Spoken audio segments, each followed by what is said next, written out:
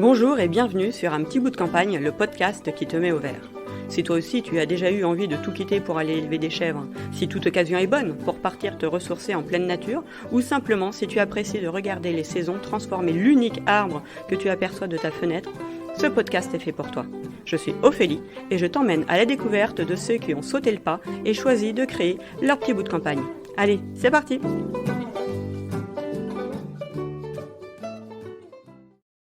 Bonjour, pour ce premier épisode, j'accueille Amélie qui est passionnée par les animaux mais aussi par la littérature. Alors bienvenue Amélie, est-ce que tu peux te présenter?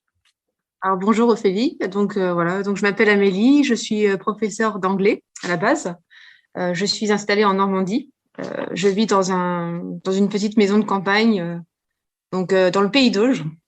Et voilà, j'ai pas mal d'animaux. J'ai une petite ferme, une petite ménagerie. J'en parlerai après plus tard, hein. Mais voilà, je me suis installée en pleine campagne en Normandie depuis maintenant 5-6 ans. Voilà. Ok, et pourquoi la Normandie? Alors, la Normandie, tout simplement à la base, parce que c'était le pied-à-terre, enfin, où j'ai le plus passé de temps, en fait.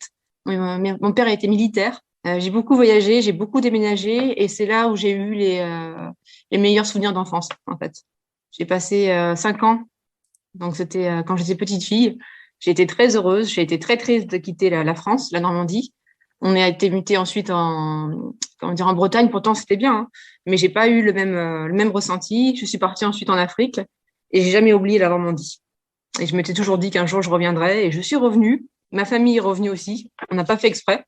On s'est tous retrouvés par diverses circonstances en fait. On s'est tous retrouvés au même endroit et on s'est réinstallés pas loin de la maison justement familiale. C'est plutôt chouette. Ouais, ouais, et on n'a jamais regretté. Franchement, j'ai jamais regretté notre qualité de vie. On vit modestement, mais on est très heureux. Bon. Et on a quand même un bel endroit, un beau cadre de vie. Ouais, t'as une belle maison, il me semble, un peu cottage, Oui, c'est ça. style anglais un peu. Une ambiance cottage. Bah oui, alors un style anglais, oui, parce que mon mari en fait est anglais. Je l'ai rencontré en Angleterre et en fait, on vivait dans le Devon. Et en fait, c'est très similaire. Encore une fois, la campagne, c'est beaucoup plus. Il y a plus de haies, c'est beaucoup plus petit. Il y a moins d'espace, hein. Mais c'est aussi vallonné comme ici. Et c'est vrai qu'on a retrouvé un peu la même ambiance, et on a reconstruit un peu ce qu'on vivait à l'étranger. On a reproduit un peu la même chose ici, quoi. Ouais, c'est plutôt chouette. Et tu as des enfants? J'ai une petite fille. J'ai une petite fille qui parle un petit peu anglais aussi, là. Eleanor, voilà, qui va avoir dans 2 jours 22 mois. Waouh. Voilà, une petite fille qui ressemble vraiment à une petite anglaise. Et oui, oui, elle s'est bien habituée en plus à nos animaux. C'est aussi pour ça que je voulais avoir plein d'animaux et vivre à la campagne, parce que je voulais absolument que mes enfants, de toute façon, grandissent dans ce cadre. Pour pouvoir reproduire ce que j'avais vécu quand j'étais petite fille, je voulais avoir la même chose. C'est ça. Avec eux, partager les mêmes souvenirs et avoir voilà, la même relation que j'avais eue avec mes parents. C'est souvent ce qui ressort quand on a vécu à la campagne, quand on a des souvenirs à la campagne, on a envie de reproduire ça avec nos enfants. Mm. Et donc, alors raconte-nous ton petit bout de campagne à toi, tes animaux, tu as quoi? Oh, j'en ai beaucoup, beaucoup trop. Bon, déjà, je vais commencer avec les animaux domestiques, hein. J'ai 2 chats, 2 chiens, voilà, qui sont tous des animaux qui avaient été abandonnés. J'ai aussi 2 boucs, 2 petits boucs, 2 petites chèvres, des chèvres naines, mais qui sont très grandes. Et j'ai un petit cochon et des poules. Voilà, j'ai un petit poulailler et voilà, c'est toute ma petite famille. Ça fait du monde, hein, mais chacun a sa place. Et tous ces animaux sont des animaux sauvés en fait? Oui, alors quasiment tous, les chèvres, en fait, il y en avait, c'était de 2 frères, en fait, à la base. Il y en avait un qui était vendu moins cher parce qu'il devait aller à l'abattoir parce qu'il est noir. Et les gens ont encore ici bon, on croit encore à certaines superstitions, ils pensent que ça porte malheur. Et ma pauvre chèvre, je l'avais vue sur le bon coin, en fait, il voulait la brader pour la mettre à l'abattoir. Et l'autre était vendu beaucoup plus cher, et en fait, j'ai pris les deux. J'ai pris les 2 frères, je voulais pas les séparer.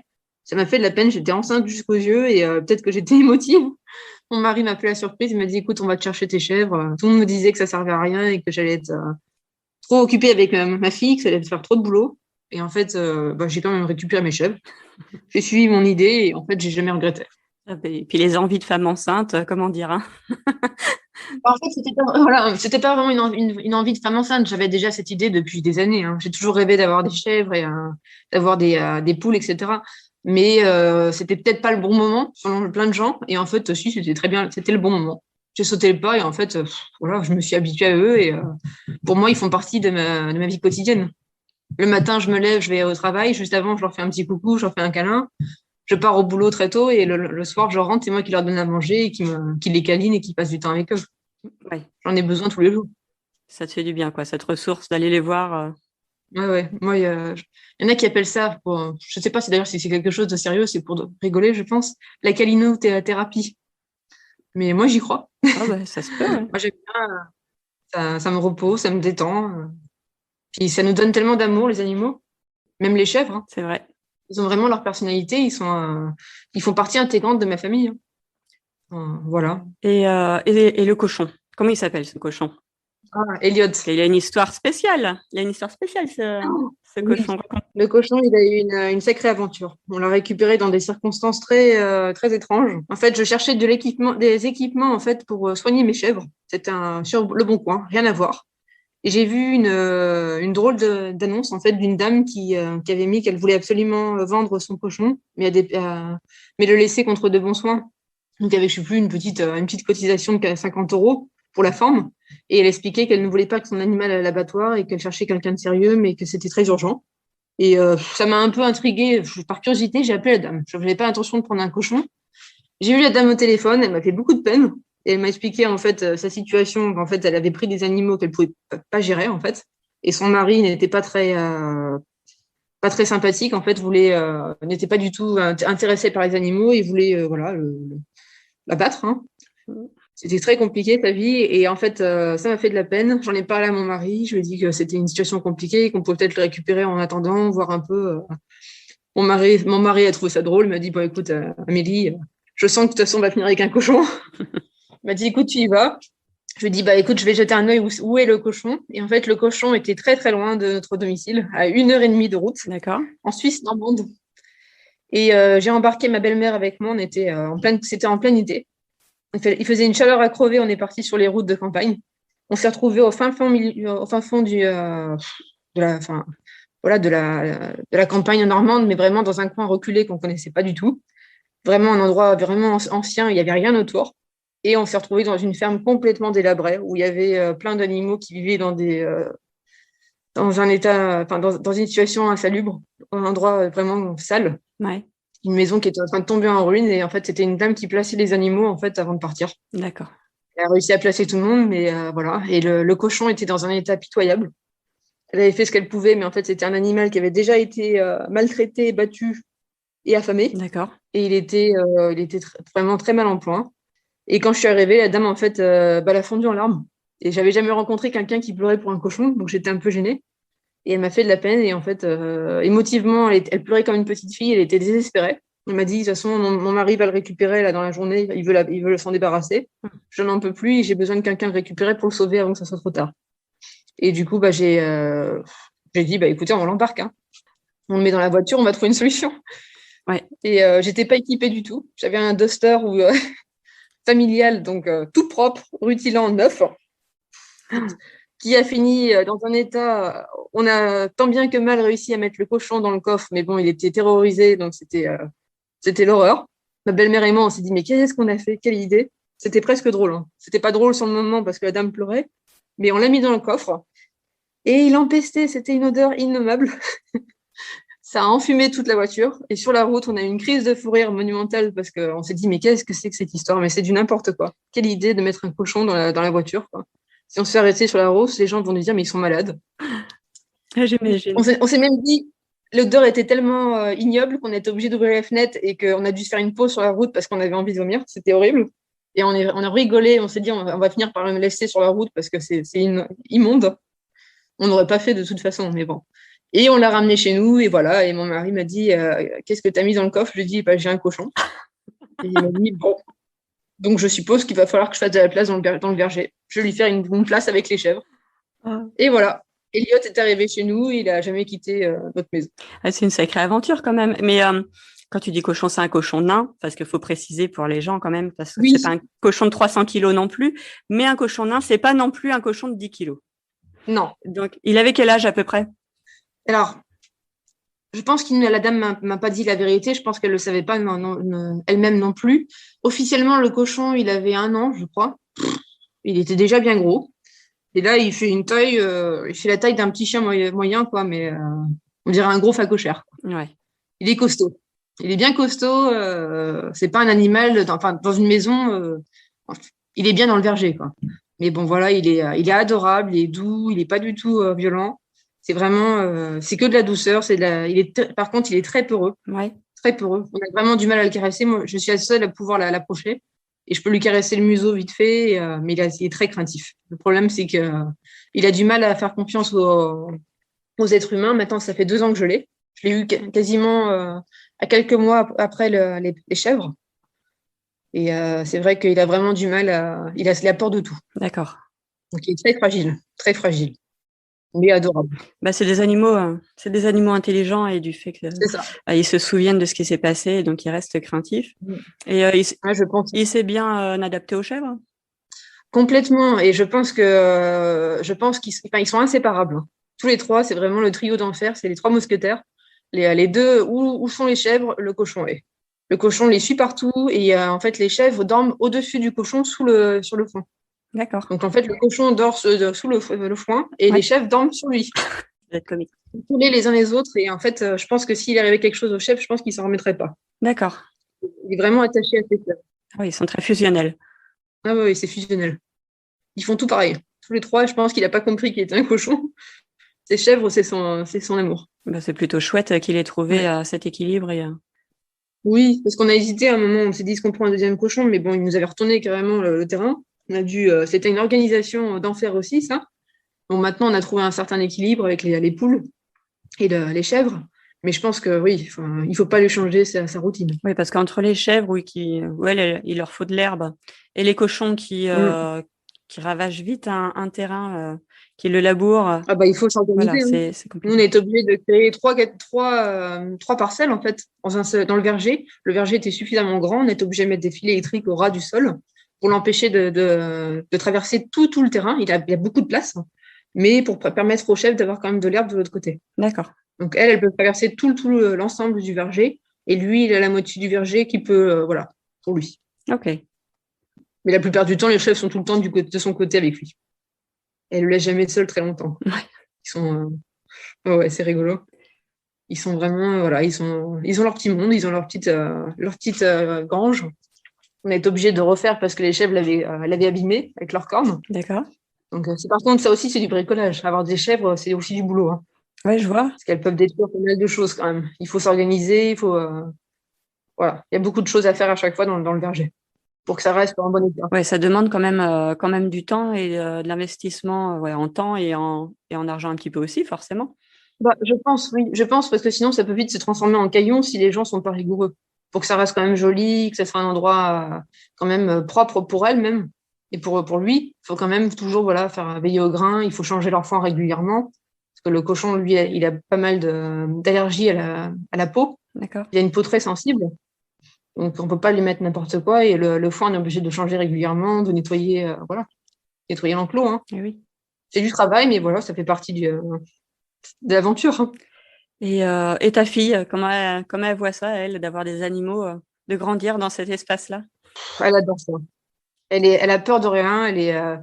Ma famille dit en plaisantant qu'elle est très rustique. Elle est pas, c'est un peu un Shetland, quoi. C'est une princesse Fiona. Elle est pas du tout, elle a peur de rien. Elle est courageuse. Elle adore les chèvres. Elle adore le cochon, surtout. Ah ouais? Le cochon la fascine. Et lui s'approche beaucoup d'elle. Je pense qu'il sent bien que c'est un bébé, qu'elle est pas dangereuse parce qu'il a une façon de se rapprocher d'elle. Il est tout doux quand elle est là.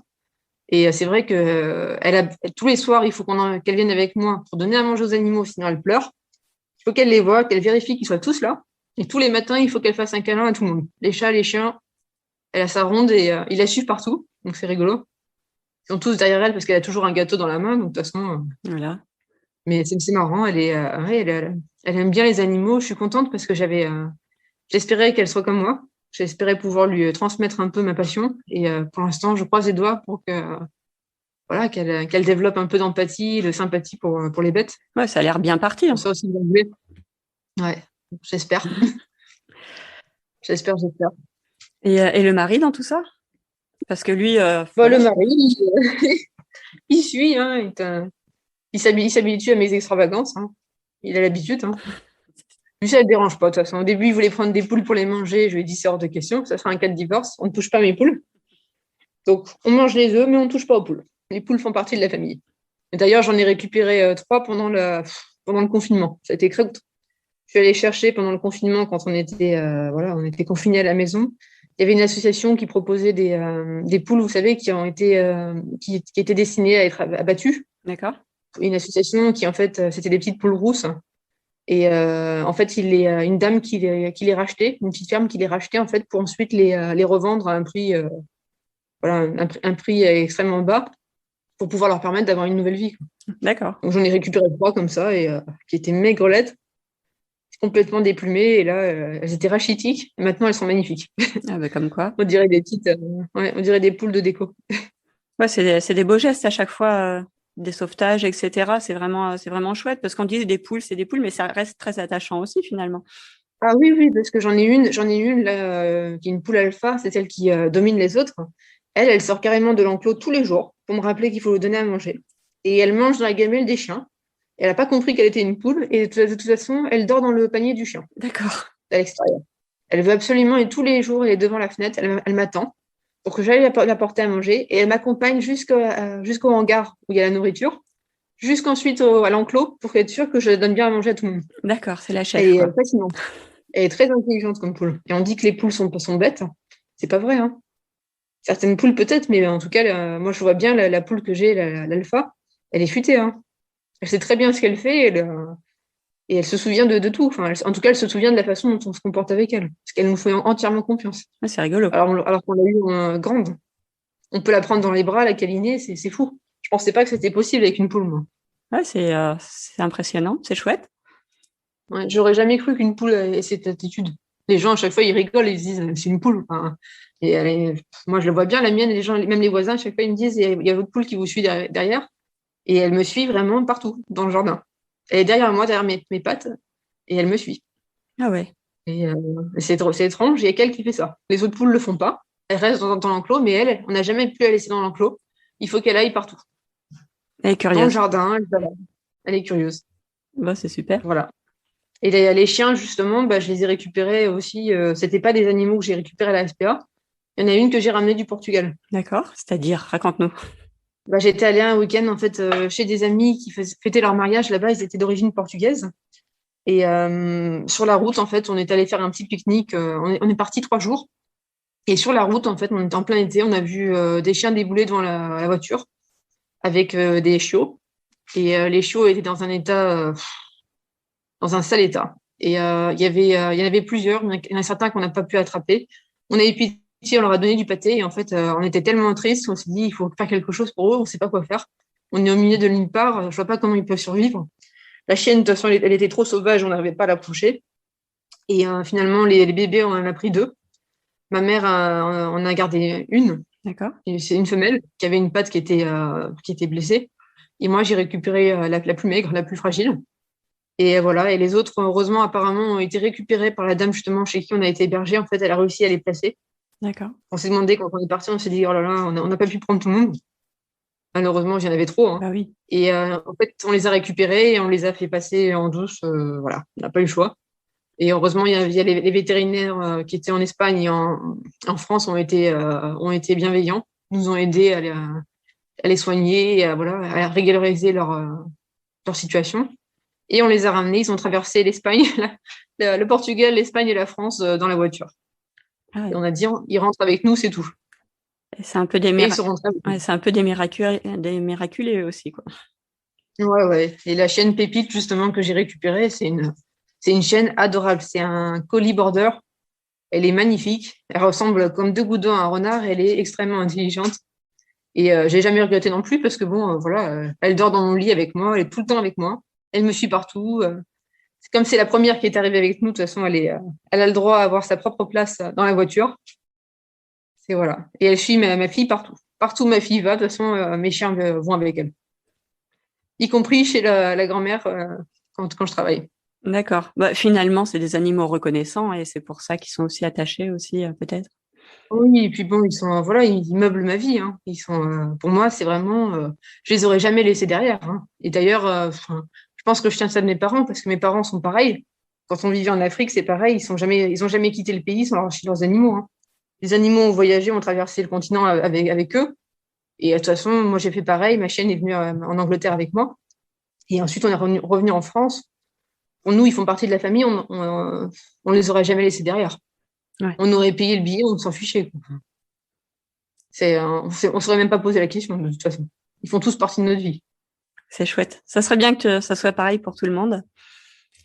Oui, mais il y en a qui, voilà, il y en a qui trouvent ça étrange, hein. Moi, je discute avec des gens, ils comprennent pas trop non plus pourquoi j'aime autant mes animaux, hein. Mais bon, j'ai été élevée comme ça. J'ai une grand-mère qui était déjà pareille, hein. J'ai des souvenirs, moi, de petite fille. Il y avait des fois 6-7 chiens à la maison. Ah oui.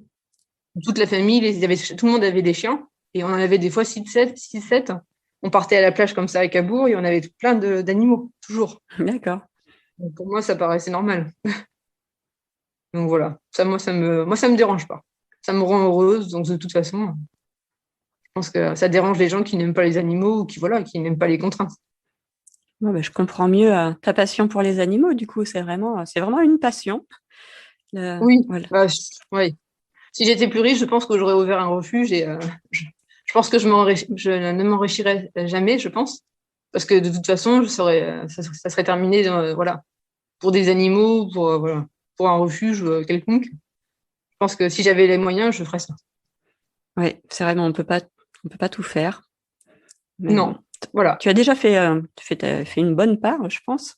Ce que tu as fait, c'est vraiment chouette. Mais c'est pas la seule initiative que tu as en fonction de tes passions. Tu as une autre passion aussi, que j'aimerais bien qu'on parle de celle-là. C'est la littérature. Oui. Est-ce que tu peux nous en parler? Bon, la littérature, pour moi, ouais, ça fait aussi des années que ça dure, hein. Ma mère était professeure de français. J'ai une grand-mère qui a publié un livre. Ma sœur écrit. Mon père a aussi publié des livres. Et voilà, j'ai été bercée là-dedans depuis toute petite. J'ai toujours aimé les livres. Pour moi, c'était aussi un moyen de me rapprocher de mon père. Mon père qui lisait énormément. Et ma mère aussi, voilà, qui adorait partager ses plaisirs de lecture avec moi, qui m'en parlait des fois pendant des heures. J'ai une tante qui est pareille, qui adore la littérature et aussi le cinéma. Et c'est vrai que du coup, j'ai décidé d'ouvrir un blog il y a quelques années. Ouais. Il y a maintenant 12 ans. Ça fait 12 ans que j'ai un blog de livres. Ah, quand même. Et voilà, oui, ça fait 12 ans. J'ai quand même été constante dessus, même si j'ai pas toujours voilà, été prolifique en fonction voilà, de mon travail, des contraintes personnelles. Mais voilà, j'ai tenu pendant 12 ans un blog. Je continue d'ailleurs. Tu partages Et ça me permet de. ta Voilà, passion. Et c'est ça. je sais qu'en ce moment, tu as un petit challenge sur ton blog. Tu peux nous expliquer ça Oui. parce que ça reste sur le thème de la campagne, justement. Ah oui, justement, je me suis dit, c'est sympa. Le printemps tarde un peu à arriver. Et en fait, je me suis dit, pourquoi pas avec le confinement, se mettre dans l'ambiance champêtre, hein, rêver un petit peu et rêver surtout, profiter de notre cadre, de notre environnement, montrer un peu aux gens qu'on a quand même des belles choses aussi en France. Oui. Et j'ai proposé donc le challenge Cottagecore. Cottagecore, en fait, qui est c'est une sorte de nouvelle tendance qu'on voit pas mal sur les réseaux sociaux. On voit ça aussi, en fait, c'est une forme d'esthétisme en fait, qui met à l'honneur la vie champêtre, donc c'est-à-dire la vie rurale, tout ce qui est en rapport avec la campagne, les animaux, un mode de vie simple aussi, D'accord. et les petits bonheurs de la vie quotidienne. Et moi, j'ai décidé de l'étendre en fait aux livres et au cinéma. Et je me suis dit, pourquoi pas lancer ça sur le blog? Et finalement, je me suis dit, c'est sympa parce que ça nous permet d'échanger, de découvrir aussi de la littérature anglaise, canadienne aussi, et un peu de partout, et d'échanger, voilà, et de se rapprocher d'autres personnes qui ont les mêmes goûts. Et je trouve ça génial parce que je me rends compte que la communauté avec laquelle j'échange, il y a beaucoup de gens qui n'ont même pas mon âge, ou enfin, on se connaît pas. Il y a des gens de tout âge et qui en même temps ont la même passion de la campagne, la même passion des livres, des animaux, et c'est super. on se rend compte qu'on n'est pas tout à fait seul. C'est ça. Et c'est quoi le principe comment on fait pour participer? Il y a des choses Alors, il y a spéciales? plusieurs possibilités. Non, il y en a qui peuvent participer sur le blog directement ou d'autres sur le groupe Facebook, parce qu'il y en a qui n'ont pas de blog, hein, ou sur Instagram. Et donc, le but du jeu, c'est de participer, voilà, de partager les lectures sur ce thème. Il y a plusieurs catégories. J'ai mis ça pour surtout les blogueuses. C'est des lectures au bord de l'eau, des lectures voilà, avec le titre Cottage, dans le titre, hein. C'est imposé? Des lectures, voilà. Alors, pas forcément imposé, c'était un guide plutôt. C'était des suggestions et après, les gens font comme ils veulent. Mais le but, voilà, le seul but, c'est de lire un maximum de livres et de voir un maximum de films sur ce sujet et de partager. D'accord, donc qui ont le thème quand même champêtre, campagne, nature. Voilà. Et On reste dans cette tendance. peut-être quelques exemples comme ça pour donner envie de livres? De livres? Ouais. Alors, moi, me suis partie sur vraiment des classiques. Il y a Le Jardin secret. Donc, il y a aussi un film, d'ailleurs, je crois, qui est très beau. Un autre exemple, un livre qui n'a pas du tout de succès en France, mais pourtant qui a eu énormément de succès en Angleterre et qui, en plus, a eu un impact sur la façon dont les gens ont vu les animaux pendant l'époque victorienne. Ça s'appelle Black Beauty. Ok. C'est un livre qui, à base, je crois qu'ils l'ont appelé en français Prince Noir. D'accord. Et le livre en français, l'édition, elle est moche. C'est une édition pour enfants qui donne pas du tout envie. Elle est criarde. D'accord. Alors que c'est un livre qui peut être lu par des adultes. Et en fait, c'est un livre qui parle de la maltraitance des chevaux. D'accord. Donc, c'est une biographie fictive, mais vue par le prisme d'un cheval. C'est original. Et c'est très bizarre. C'est très original, c'est très beau, c'est émouvant. C'est un livre qui, aujourd'hui, à mon avis, serait considéré comme étant trop dur pour des enfants, mais qui, à l'époque victorienne, est sorti, a eu énormément de succès, comme je disais. Et la dame, en fait, elle a contribué sans s'en rendre compte, en fait, à changer la vision du monde, en tout cas du monde équestre, sur leurs animaux. Et en fait, elle a bouleversé cette vision et elle a énormément aidé, en fait, contre la maltraitance animale. D'accord. Donc, c'est très intéressant, c'est surprenant. Donc, ça, c'est bien. Après, il y a d'autres livres, hein, il y a pas mal de choses aujourd'hui. Il y a quand même il y a du choix. Mais c'est vrai que la littérature britannique, c'est un peu mon domaine de prédilection. Et il y a pas mal de choses. Oui. Il y a pas mal de choses très intéressantes à lire. J'ai pas mal de suggestions d'ailleurs sur mon blog pour regarder si vous voulez. Je mettrai tout ça, le blog, ton Instagram, ton Facebook en description du podcast. Comme ça, tout le monde pourra te retrouver et aller voir toutes les références de livres. Et puis, s'ils veulent, pourquoi pas participer au challenge. Avec plaisir, hein. Avec plaisir. De toute façon, on a jusqu'à fin septembre pour y participer. Voilà. Ça laisse un peu de temps. Voilà, jusqu'à l'annonce de l'automne. Même si j'espère que tout ce qui est confinement et tout va vraiment se finir cet été. C'est une bonne période pour se poser au bord de la plage, au bord de la piscine ou dans les champs pour lire un bouquin. Donc, oui, ça aide aussi. Hein. Je pense que la littérature aide énormément les gens aussi à supporter la situation actuelle. Enfin, en tout cas, pour moi, je sais que pour moi, c'est très important. Mais j'ai remarqué qu'il y a beaucoup de gens aussi qui se servent de la littérature justement pour supporter leurs conditions. Tout à fait. Et j'ai découvert que pendant la pandémie, justement, il y a eu un sursaut d'intérêt, un regain d'intérêt pour la littérature, justement, pour les livres. Donc ça, je trouve ça bien. Et j'espère que ça va continuer même après. Il n'y a pas de raison. Qu'est-ce qu'on peut te souhaiter pour la suite? T'as des projets en vue? Oui, je voudrais continuer à faire évoluer mon blog, pour pouvoir continuer là-dessus. J'aimerais bien aussi, j'aimerais bien aussi avancer un peu professionnellement dans mon travail. Je suis prof d'anglais, mais bon, j'aimerais bien m'intéresser aussi peut-être aux médiathèques. D'accord. Peut-être éventuellement une reconversion professionnelle. Je ne sais pas, je réfléchis à ça de plus en plus. Donc revenir vers ma passion principale, les livres. Même si voilà, dans l'anglais, c'est très intéressant ce que je fais. Hein. Mais je pense que j'ai fait un peu le tour et j'ai besoin d'être stimulée. Et fort heureusement, j'ai mon blog à côté, mais je pense que voilà, j'ai envie d'aller un peu ailleurs. On verra. Ok. Je réfléchis. Et si j'avais le pouvoir, tu sais, de ma sorcière bien-aimée, de pouvoir bouger mon nez comme ça, là, et de t'emmener dans un de tes souvenirs à la campagne, lequel tu voudrais revivre? Oh, je sais tout de suite. Je voudrais retourner dans la maison familiale près de Port-en-Bessin. Donc, comme je pense que vous connaissez tous, Omaha Beach. Oui. J'avais une maison, mes parents avaient aussi une maison familiale là-bas de campagne. Et c'est là où j'ai passé mes meilleurs moments avec ma sœur et puis mes cousines et surtout beaucoup d'animaux, mon grand-père et voilà. Et oui, j'aimerais bien pouvoir revenir sur les moments qu'on passait l'après-midi dans le jardin, à faire des barbecues, etc. Et puis à pique-niquer et partir à la plage dans le vieux break de mon grand-père avec tous les chiens dans le coffre. L'odeur de poils mouillés qui était immonde, mais voilà, qui me rappelle des bons souvenirs. Patauger à la plage à Omaha Beach avec tous mes animaux. Voilà. C'est un chouette Je souvenir. pense que pour moi, c'était les meilleurs moments. Ramasser des coquillages et voilà, avoir tous les chiens autour de moi, les 7 chiens autour et voilà.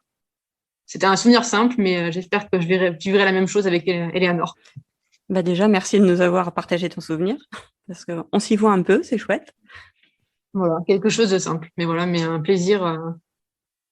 Ouais. Ben, merci beaucoup. Pour conclure, est-ce que tu aurais une citation, quelque chose à nous partager pour finaliser cette Moi, j'en ai discussion? 2. Il y en a 2 auxquelles je pense. Alors, la première, c'est une citation en fait qui vient donc de Voltaire. C'est une citation à laquelle je pense souvent. C'est il faut cultiver son jardin. C'est une citation que mon père m'avait lu une fois. Il m'avait donné un livre justement de Voltaire. Je crois que c'était Zadig. Et voilà, c'était la citation il faut cultiver son jardin. Moi, je l'ai jamais oublié. C'est le fait de s'occuper, voilà, de travailler dans son jardin, de s'occuper de son chez soi. Hein. D'abord de travailler là-dessus. Et la deuxième citation, c'était une citation, en fait, c'est un proverbe médiéval, mais moi qui me correspond complètement, qui dit « Vis à la campagne pour toi, au lieu de vivre à la ville pour les autres. » Ah, c'est très chouette. Et moi, je me suis dit, ça résume exactement ce que je pense, c'est-à-dire que je ne pense pas que s'enrichir, voilà, nous, on est riche de notre vie, de ce qu'on vit actuellement avec nos animaux, notre petit bout de campagne, notre petite maison avec notre fille. Et voilà. Pour moi, j'ai déjà réalisé mon rêve, c'est ça. Et j'espère juste que je vais pouvoir le continuer. Ben, je te le souhaite. Il n'y a pas de raison. En tout cas, Amélie, je te remercie beaucoup d'avoir partagé ton petit bout de campagne avec nous. Ça fait très plaisir. Et écoute, tu es la bienvenue. Si tu as d'autres challenges ou d'autres choses, je serais ravie de te réinterviewer dans un autre podcast. Et, avec plaisir. Je te remercie beaucoup. Et je te dis à très bientôt. D'accord, et puis j'écouterai avec plaisir. Au revoir. Cet épisode t'a plu? Tu en veux plus? Tu souhaites partager ton expérience? Alors n'hésite pas à me le dire en commentaire. Et surtout, n'oublie pas de t'abonner pour ne rien louper et de mettre un pouce ou 5 étoiles. À très bientôt pour à nouveau partager un petit bout de campagne.